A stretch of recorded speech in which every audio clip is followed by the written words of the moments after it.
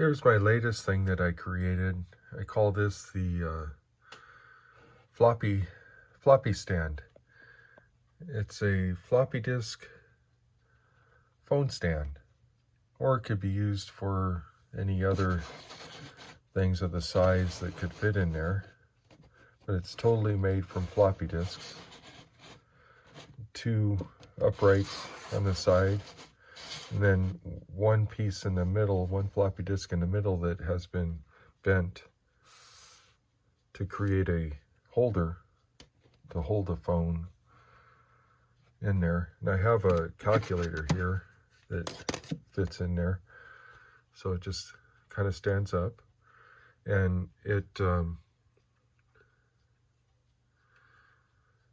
works really well, and it'll hold any a phone that's 3.5 inches wide. It's a 3.5 floppy disk, so and a lot of phones are 3 inches or somewhere in that area that will just stand right up in there. So it's kind of like a desk accessory, or just something to stand. I guess you could use it to hold up other things.